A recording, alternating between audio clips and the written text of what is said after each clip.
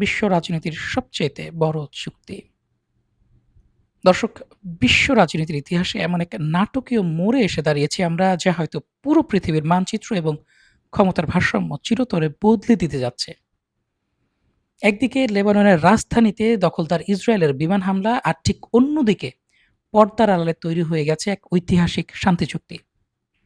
হ্যাঁ দর্শক, যে ট্রাম্প ইরানের সামরিক শক্তিকে সম্পূর্ণ শেষ করে দিতে প্রবল পরাক্রমে হামলে পড়েছিল ইরানকে, আলোচনার টেবিলে রেখে বিমান হামলা করেছিল শীর্ষ নেতৃত্বের ওপর, হত্যা করেছিল ইরানের শীর্ষ নেতা আয়াতুল্লাহ আলী খামিনিকে, চাপিয়ে দিয়েছিল একতরফা একটি যুদ্ধ। শেষ মুহূর্তে ইরানের দাঁত ভাঙা জবাবে সেই ট্রাম্প বাধ্য হয়েছেন চুক্তিতে আসতে। যদিও পাকিস্তান কাতারের মরিয়া কূটনৈতিক প্রচেষ্টায় সম্পূর্ণ হয়েছে মার্কিন যুক্তরাষ্ট্র ও ইরানের মধ্যকার এই বহুল প্রতীক্ষিত, প্রায় অসম্ভব মনে হওয়া শান্তি চুক্তিটি। অন্যভাবে বললে, ইসরায়েল কূটকৌশলে যে চুক্তিকে প্রায় অসম্ভব করে তুলেছিল, আজ তা সম্পন্ন হলো। আগামী ১৯শে জুন সুইজারল্যান্ডের মাটিতে বসতে যাচ্ছে এই চুক্তি স্বাক্ষরের আনুষ্ঠানিক অনুষ্ঠান। কিন্তু উগ্রপন্থী নেতানিয়াহু এবং তার রক্তপিপাসু গ্যাং এই চুক্তিকে মেনে নেবে, নাকি নেতানিয়াহু ক্ষমতায় টিকে থাকতে শুরু করবে নতুন কোনো ষড়যন্ত্র?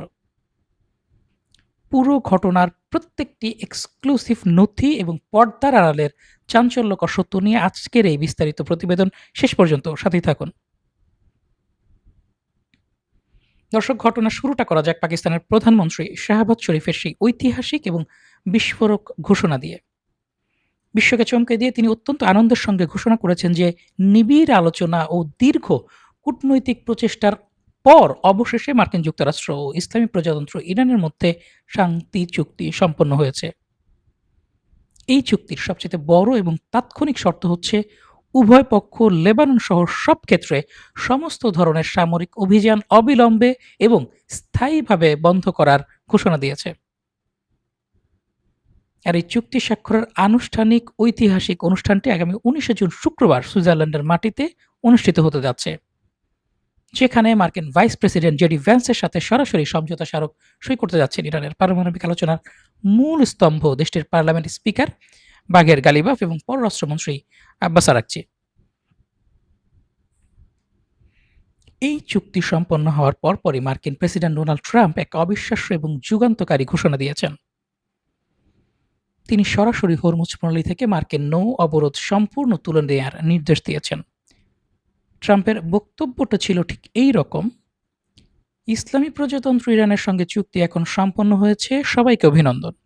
আমি হরমুজ প্রণালীকে কোনো টোল বা ফি ছাড়াই চলাচলের জন্য সম্পূর্ণভাবে উন্মুক্ত করার অনুমোদন দিচ্ছি এবং একই সঙ্গে যুক্তরাষ্ট্রের নৌ অবরোধ অবিলম্বে প্রত্যাহারের অনুমোদন দিচ্ছি। বিশ্বের সব জাহাজ তাদের ইঞ্জিন চালু করো, তেল প্রবাহিত হতে দাও। দর্শক, ট্রাম্পের এই নির্দেশের পর মুহূর্তেই পাল্টে যায় দৃশ্যপট। চুক্তি ঘোষণার পর দীর্ঘদিনের অচলাবস্থা ভেঙে হরমুজ প্রণালী অতিক্রম করে প্রথম কোনো বাণিজ্যিক জাহাজ, মাল্টার পতাকাবাহী এবং ভারতীয় মালিকানাধীন এলএনজি ট্যাঙ্কার, যার নাম হচ্ছে দিশা।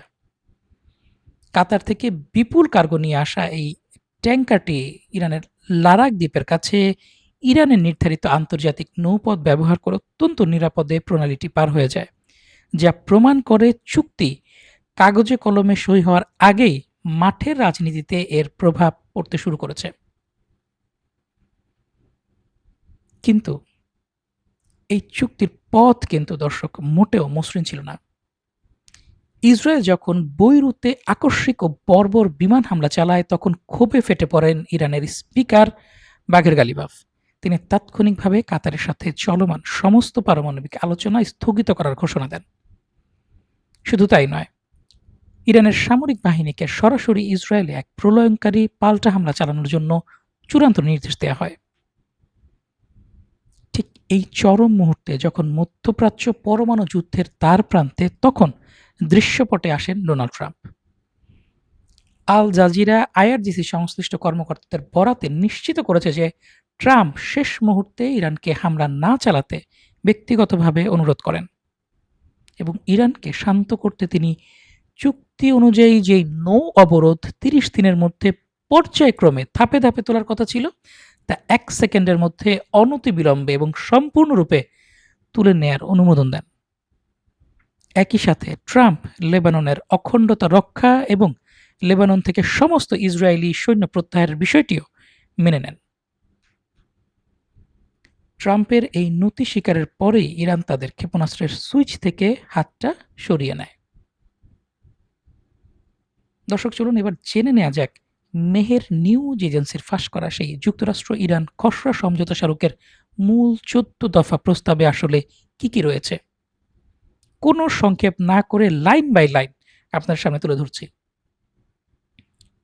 প্রথম বা ১ নম্বর দফা, সব যুদ্ধক্ষেত্রে বিশেষ করে লেবানন সহ সকল যুদ্ধক্ষেত্রে অবিলম্বে এবং স্থায়ী যুদ্ধবিরতি কার্যকর করা হবে। মার্কিন যুক্তরাষ্ট্র ইরানের অভ্যন্তরীণ কোনো বিষয়ে কখনো হস্তক্ষেপ না করার কঠোর অঙ্গীকার করবে। নৌ অবরোধ প্রত্যাহার করা হবে এবং ৩০ দিনের মধ্যে হরমুজ প্রণালী বাণিজ্যিক জাহাজের জন্য সম্পূর্ণ খুলে দেওয়া হবে। ইরানের পার্শ্ববর্তী সমস্ত এলাকা ও সীমান্ত অঞ্চলগুলো থেকে মার্কিন যুক্তরাষ্ট্রের সামরিক বাহিনী স্থায়ীভাবে প্রত্যাহার করা হবে।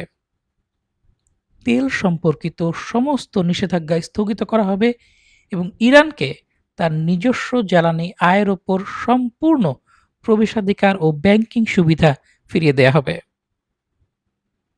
যুদ্ধবিধ্বস্ত অঞ্চলের জন্য যুক্তরাষ্ট্র এবং তার মিত্রদের পক্ষ থেকে ইরানের জন্য ৩০০ বিলিয়ন মার্কিন ডলারের এক বিশাল পুনর্গঠন পরিকল্পনা ও অর্থায়নের প্রস্তাব রাখা হয়েছে। চূড়ান্ত চুক্তির লক্ষ্যে আগামী ৩০ দিনের এক আনুষ্ঠানিক আলোচনা শুরু হবে, যার মূল বিষয় হবে ইরানের পারমাণবিক কর্মসূচি এবং ব্যাপক অর্থনৈতিক নিষেধাজ্ঞা স্থায়ীভাবে প্রত্যাহার। দুঃখিত, ৬০ দিনের। ইরান পরমাণু অস্ত্র বিস্তার রোধে চুক্তির যে আওতা রয়েছে তার মধ্যে আবার ফিরে আসবে এবং তারা নিশ্চিত করবে যে ইরান কোনোদিনও পরমাণু অস্ত্র উন্নয়ন বা তৈরি করবে না। এই আলোচনাকালীন সময়ে যুক্তরাষ্ট্র মধ্যপ্রাচ্যে নতুন কোনো অতিরিক্ত সেনা বা সামরিক সরঞ্জাম মোতায়েন করতে পারবে না। আলোচনাকালীন সময়ে ইরানের ওপর মার্কিন যুক্তরাষ্ট্র নতুন কোনো অর্থনৈতিক বা রাজনৈতিক নিষেধাজ্ঞা আরোপ করতে পারবে না। আলোচনা চলাকালেই ইরানের বিভিন্ন আন্তর্জাতিক ব্যাংকে স্থগিত থাকা ২৪ বিলিয়ন মার্কিন ডলার সম্পদের অর্ধেক অর্থাৎ ১২ বিলিয়ন ডলার মুক্ত করে দেয়া হবে। এই ঐতিহাসিক চুক্তি বাস্তবায়ন ও তদারকির জন্য একটি শক্তিশালী আন্তর্জাতিক পর্যবেক্ষক সংস্থা বা ব্যবস্থা গঠন করা হবে। চূড়ান্ত চুক্তিটিকে আন্তর্জাতিক আইনি ভিত্তি দিতে জাতিসংঘ নিরাপত্তা পরিষদের অনুমোদন বা স্থায়ী সমর্থন নেওয়া হবে। এবং সবচাইতে গুরুত্বপূর্ণ বিষয়, ইরানের নিজস্ব ক্ষেপণাস্ত্র কর্মসূচি এবং তাদের আঞ্চলিক মিত্র ও সহযোগী প্রতিরোধ গোষ্ঠীগুলো যেমন হিজবুল্লাহ, হামাস, এই গোষ্ঠীগুলোর প্রতি ইরানের রাজনৈতিক সমর্থনের বিষয়টি এই আলোচনার সম্পূর্ণ বাইরে রাখা হবে, অর্থাৎ এ নিয়ে কোনো কথা বলা যাবে না। দর্শক, মিডল ইস্ট স্পেকটেটরের সূত্র অনুযায়ী এই চুক্তিটি মোট ৩ ধাপে বাস্তবায়ন করা হবে। প্রথম ধাপ হচ্ছে যেটি ঘোষণার সঙ্গে সঙ্গে কার্যকর করা হবে। সেই ধাপে বলা হয়েছে উভয় পক্ষ অঞ্চল জুড়ে লেবানন সহ সব ধরনের সামরিক সংঘাত সম্পূর্ণ ও তাৎক্ষণিকভাবে বন্ধ করবে এবং যুক্তরাষ্ট্র তাদের নৌ অবরোধ প্রত্যাহার করবে। দ্বিতীয় ধাপে রয়েছে যা সমঝোতা স্বাক্ষরের পর ৩০ দিনের মধ্যে বাস্তবায়িত হবে। সেটি হচ্ছে যুক্তরাষ্ট্র ইরানের সার্বভৌমত্বের প্রতি সম্মান জানাবে। এই অঞ্চলে নতুন সেনা বৃদ্ধি করবে না। ইরান এনপিটি চুক্তির প্রতি অঙ্গীকার পুনর্ব্যক্ত করবে। মার্কিন যুক্তরাষ্ট্র ইরানের স্থগিত সম্পদের অর্থাৎ ১,২০০ কোটি বা ১২ বিলিয়ন মার্কিন ডলার ৩০ দিনের মধ্যে অপরিবর্তনীয়ভাবে মুক্ত করবে এবং বাকি অর্ধেক পরবর্তী ৬০ দিনে দেয়ার প্রতিশ্রুতি দেবে। একই সাথে ইরানের তেল, গ্যাস ও পেট্রো রাসায়নিক পণ্য রপ্তানির নিষেধাজ্ঞা শিথিল হবে এবং সবচেয়ে বড় কথা, যুক্তরাষ্ট্র ইসরায়েলের সাথে আলোচনা শুরু করবে যাতে ২০২৪ সালের ইসরায়েল হিজবুল্লাহ সমঝোতার পর অধিকৃত এলাকা সহ লেবানন থেকে ইসরায়েলি বাহিনীর পূর্ণ প্রত্যাহারের জন্য একটি স্বল্পমেয়াদী সময়সীমা নির্ধারণ করা যায়। অন্যদিকে ইরান হরমুজ প্রণালী উন্মুক্ত করে দেবে। তৃতীয় ধাপে রয়েছে চূড়ান্ত চুক্তির জন্য ৬০ দিনের আলোচনা। সব শর্ত পূরণ হলে ৬০ দিনের আনুষ্ঠানিক আলোচনা শুরু হবে, যা প্রয়োজনে বাড়ানো যাবে। এই সময় বাকি $১,২০০ কোটি অবমুক্ত করা হবে। ইরানের জন্য কমপক্ষে $৩০০ বিলিয়ন পুনর্গঠন তহবিল গঠন করা হবে। $৩০০ বিলিয়ন, যার একটি বড় অংশ বহন করবে উপসাগরীয় ধনী আরব দেশগুলো। এরপর ইরানের পারমাণবিক কর্মসূচি, ইউরেনিয়াম সমৃদ্ধকরণ এবং বিদ্যমান ইউরেনিয়াম মজুতের ভবিষ্যৎ নিয়ে বিস্তারিত কথা হবে। একই সাথে ইরানের ওপর থেকে জাতিসংঘের সব নিষেধাজ্ঞা এবং আন্তর্জাতিক পরমাণু শক্তি সংস্থার সব প্রস্তাব প্রত্যাহারের স্থায়ী ব্যবস্থা করা হবে। দর্শক, ওয়াশিংটন আর তেহরান যখন শান্তির পথে, তখন ইসরায়েলের যুদ্ধাপরাধী ক্যাবিনেটে আগুন লেগে গিয়েছে। প্রধানমন্ত্রী নেতানিয়াহু গতকাল ডোনাল্ড ট্রাম্পকে ফোন করে সাফ জানিয়ে দিয়েছেন, এই প্রস্তাবিত মার্কিন ইরান চুক্তির লেবানন সংক্রান্ত অংশটি ইসরায়েল কোনোভাবেই মেনে চলতে বাধ্য নয়। ইসরায়েলিদের মূল পরিকল্পনা হচ্ছে তারা লেবাননের সৈন্য মোতায়েন রাখবেই, হিজবুল্লাহর বিরুদ্ধে হামলা অব্যাহত রাখবে এবং লেবানন ও সিরিয়ার দখল করা অঞ্চলগুলো তারা কোনো অবস্থাতেই ছাড়বে না। এখানে শেষ নয় দর্শক, ট্রাম্পের এই চুক্তিকে আক্ষরিক অর্থে ডাস্টবিনে ছুঁড়ে ফেলে এক বিশাল বিবৃতি দিয়েছেন ইসরায়েলের কট্টর জাতীয়তাবাদী নিরাপত্তা মন্ত্রী ও চিহ্নিত যুদ্ধাপরাধী ইতামার বেন গাভির। ইসরায়েলিদের মনস্তত্ত্ব এবং তাদের মিথ্যাচারের ধরন বোঝার জন্য বেন গাভিরের পুরো বক্তব্যটি লাইন বাই লাইন আপনাদের সামনে তুলে ধরছি। বেন গাভির লিখেছে, ট্রাম্পের এই চুক্তি মানতে আমরা বাধ্য নই। ইসরায়েল যুক্তরাষ্ট্রের অধীনস্থ কোনো রাষ্ট্র নয়। আমরা একটি স্বাধীন ও সার্বভৌম জাতি। আমাদের দায়িত্ব ইসরায়েলের নাগরিক, ইসরায়েলি সেনা এবং ইহুদি জনগণের প্রতি। পাশাপাশি হাজার হাজার বছরের নির্বাসনে নির্যাতিত ও নিহত ইহুদিদের প্রতি আমাদের ঐতিহাসিক দায়িত্ব হচ্ছে ইসরায়েল ভূখণ্ডে ইহুদিদের নিরাপত্তা নিশ্চিত করা। অতীতে যখনই আমরা ইসরায়েলের নিরাপত্তার বিনিময়ে আন্তর্জাতিক চাপের কাছে নতি স্বীকার করেছি, তখনই আমাদের সুদসহ রক্তের চরম মূল্য চোকাতে হয়েছে। অসলো চুক্তিতে এটি সত্য ছিল, ২০০৬ সালের লেবানন চুক্তিতে এটি সত্য ছিল এবং গাজায় সংযম দেখানোর প্রতিটি পর্যায়ে এটি সত্য ছিল, যা শেষ পর্যন্ত আমাদের ওপরই বিস্ফোরিত হয়েছে। বেন গাভির আরও হুমকি দিয়ে বলে, আমরা জোর দিয়ে বলতে চাই, আমরা যুক্তরাষ্ট্রকে ভালোবাসি এবং প্রেসিডেন্ট ট্রাম্পের কাছে কৃতজ্ঞ। তা সত্ত্বেও ইসরায়েল রাষ্ট্র কোনো ব্যানানা রিপাবলিক নয়। যে চুক্তি আমাদের নিরাপত্তা নিশ্চিত করে না, আমরা তার অংশীদার নই। হিজবুল্লাহকে পুরোপুরি নির্মূল করার চেয়ে কম কোনো কিছুতেই আমাদের আপোস করা চলবে না। আমাদের যোদ্ধারা যেসব এলাকা দখল করে সন্ত্রাসের অবকাঠামো ধ্বংস করেছে, সেখান থেকে আমরা পিছু হটব না। লেবানন থেকে ইসরায়েলের দিকে ড্রোন বা মিসাইল নিক্ষেপ করা হলে তার জবাবে দাহিয়াতে ইসরায়েলি হামলা চালানো হবেই। ইসরায়েলের জনগণ ৩,০০০ বছরের পুরনো এক চিরন্তন জাতি, যারা দীর্ঘ পথ পাড়ি দিতে ভয় পায় না। মহাবিশ্বের স্রষ্টার প্রতি আমাদের বিশ্বাস আছে, শত্রুদের সামনে আর মাথা নত করার কোনো ইচ্ছা আমাদের নেই। ইহুদিরা মার খেয়ে চুপচাপ সহ্য করবে, সেই দিন শেষ, আর কখনো ফিরে আসবে না। দর্শক, একটু খেয়াল করুন, কি ভয়ঙ্কর মিথ্যা কথা, মন গড়া বানোয়াট বক্তব্য। পৃথিবীর ইতিহাসে ইহুদিদের আলাদা প্রাচীন রাষ্ট্র বা বীরত্বের কোনো প্রমাণ নেই। এমনকি মিশরের ফেরাউনদের সুদীর্ঘ ইতিহাসে পর্যন্ত তাদের কোনো স্বতন্ত্র উল্লেখ পাওয়া যায় না। তারা আজ ৩,০০০ বছরের ইতিহাস টেনে অন্যের জমি দখল আর গণহত্যাকে জায়েজ করার বাহানা খুঁজছে। আর বলছে, ট্রাম্প, তোমাকে আমরা সম্মান করি, কিন্তু তোমার কথার কোনো মূল্য নাই। এদিকে ইসরায়েলের উগ্রপন্থী অর্থমন্ত্রী বেজালাল স্মোট্রিচও হুঙ্কার দিয়ে বলেছে, যুক্তরাষ্ট্রের এই চুক্তি ইসরায়েল ও পুরো বিশ্বের জন্য অত্যন্ত ক্ষতিকর। ইরানকে দুর্বল করার এতদিনের অর্জন তারা বৃথা যেতে দেবে না। তেহরানের শাসন ব্যবস্থা উপড়ে ফেলতে এবং ইরান যাতে পারমাণবিক অস্ত্র তৈরি করতে না পারে, সেজন্য এখন ইসরায়েল একাই ভিন্ন ও সৃজনশীল উপায়ে ইরানের বিরুদ্ধে লড়াই চালিয়ে যাবে। অর্থাৎ ইসরায়েল তার ষড়যন্ত্র কূটকৌশল দিয়ে এখনো এই শান্তি চুক্তিকে নস্যাৎ করতে, বানচাল করতে এবং ইরানের ক্ষমতা পরিবর্তন করে রেজা শাহ পাহলভীকে বা শাহের পুত্র যে আছে, রেজা শাহকে আবার ক্ষমতায় নিয়ে আসার ষড়যন্ত্র অব্যাহত রাখবে। দর্শক, নেতানিয়াহু গং এবং তাদের এই বর্বরতায় শুধু যে বিশ্ব ক্ষুব্ধ তা নয়, খোদ ইসরায়েলের ভেতরেই এখন গৃহযুদ্ধ শুরু হওয়ার উপক্রম। ইসরায়েলকে সম্পূর্ণ পাশ কাটিয়ে ট্রাম্প ও ইরানের মধ্যে হওয়া এই বিলিয়ন ডলারের চুক্তিতে ক্ষোভে ফুঁসছে ইসরায়েলিরা। ইসরায়েলের বিরোধী দলীয় নেতা ইয়ার গোলান সরাসরি নেতানিয়াহুর চামড়া তুলে নিয়েছেন। ক্ল্যাশ রিপোর্টের সূত্র ধরে গোলান বলেছেন, বছরের পর বছর নিজেকে মিস্টার সিকিউরিটি বা নিরাপত্তার জাদুকর হিসেবে জাহির করা নেতানিয়াহুই মূলত ইসরায়েলের ইতিহাসের সবচেয়ে বড় কৌশলগত ব্যর্থতা। এই চুক্তি তেহরানের পারমাণবিক অবকাঠামোকে বিন্দুমাত্র স্পর্শ না করে উল্টো তাদেরকে নতুন জীবন দিয়েছে। এই নেতানিয়াহুই কাতারের টাকা দিয়ে পরোক্ষভাবে হামাসকে শক্তিশালী করেছে এবং আজ আমাদের সব পরম মিত্রদের দূরে ঠেলে দিয়ে ইসরায়েলকে পুরো বিশ্বের বুকে সম্পূর্ণ এক করে এবং একাকী করে ফেলেছে।